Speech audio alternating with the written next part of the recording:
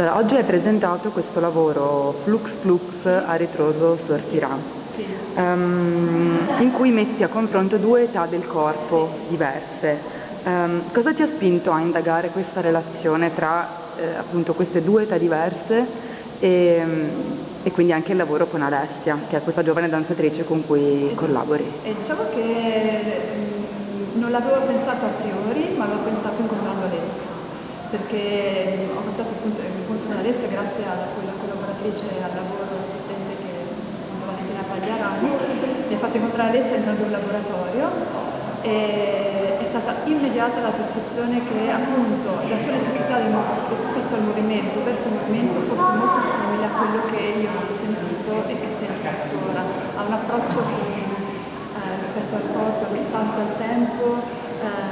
estremo, imprevedibile.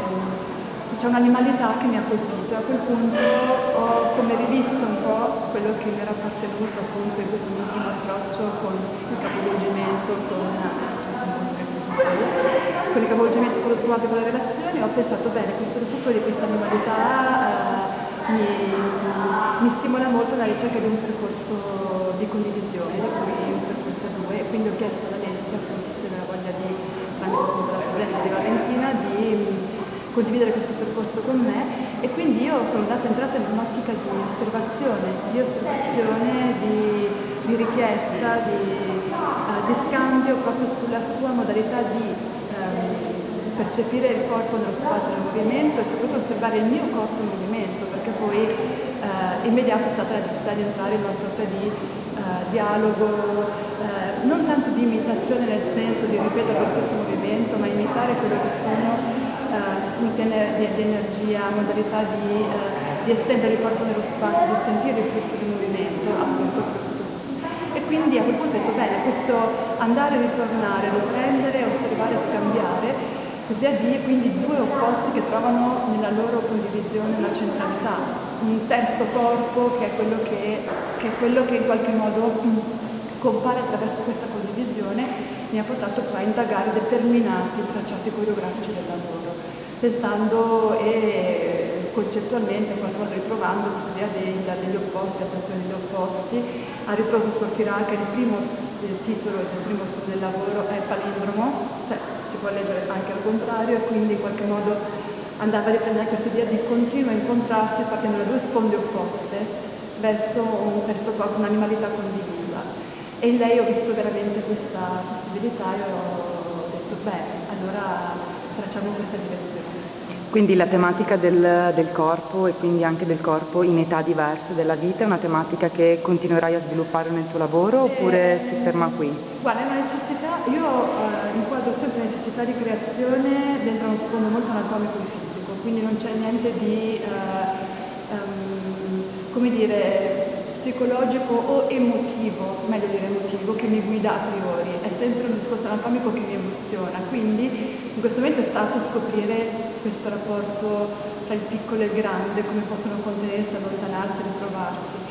E in questo momento il mio percorso di creazione sta andando anche su altre sponde, ma l'indagine comunque dell'età e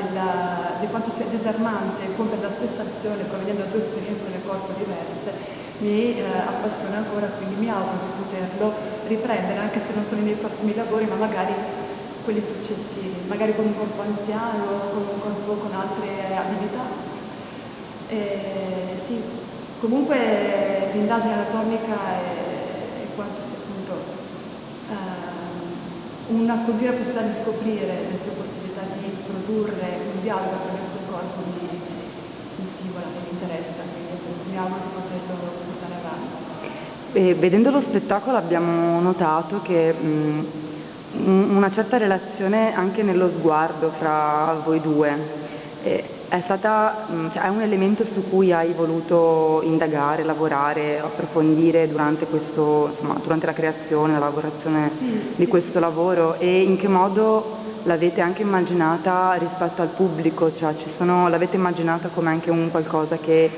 fosse collegato anche al pubblico, oppure è come se invece fosse più legata a voi due in scena? Beh, tutto è nato, l'elemento dialogico a due è stato fondamentale. fondamentale, quindi chiaramente lo sguardo in determinati momenti in cui si ferma l'azione, rimane sospesa negli sguardi,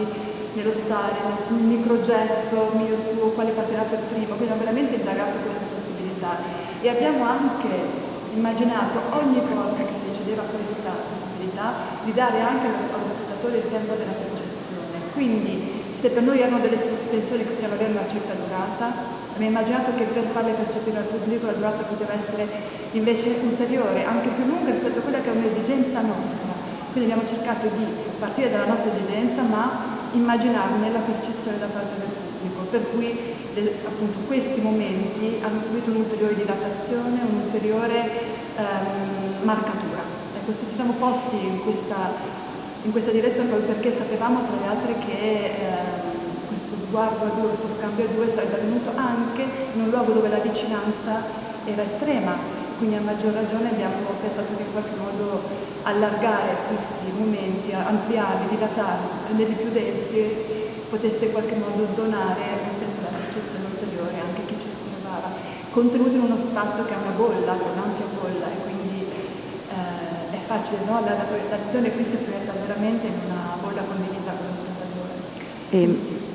Altri due elementi che abbiamo appunto notato sono il tempo e anche lo spazio, cioè il modo in cui hai scandito il tempo e hai delineato lo spazio. Questi due elementi sono, diciamo, facevano parte nella tua idea di lavoro fin dall'inizio oppure sono nati nel lavoro con Alessia? No, immediato anche i primi studi, le prime tracciati coreografici creati con Alessia erano da subito necessari trovare un luogo preciso in cui svilupparsi, un tempo preciso attraverso cui l'azione poteva passare dall'uno all'altro. È stato abbastanza immediato questa necessità, proprio perché il fatto di lavorare sul flusso determinava poi un andare o un ritornare che creava delle ansie, delle curvature, delle spirali nello spazio e anche nel tempo, che non è tanto un tempo meccanico. C'è il metronomo è continuamente irregolare, è spostato, scandisce, non sfuggiamo, lo rispettiamo ma ce ne andiamo e lo zittiamo completamente, lo lasciamo deflagrare nello spazio, quindi è un tempo qualitativo quello che ci interessava, così come è una geometria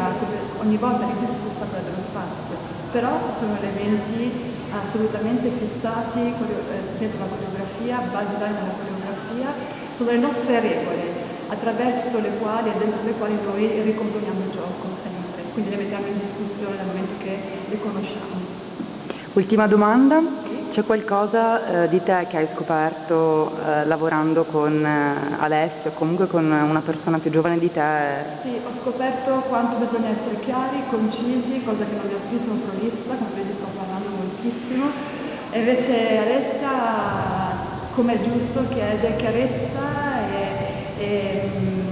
brevità, nel senso le parole giuste al momento giusto per chiedere, per ottenere, per parlare col suo corpo e riportare le cose. Quindi io ogni volta che dovevo, in qualche modo che ho dovuto e devo narrarle come intrecciare un certo tipo di dinamica con la mia, percorrere quel segmento dello spazio in un certo modo,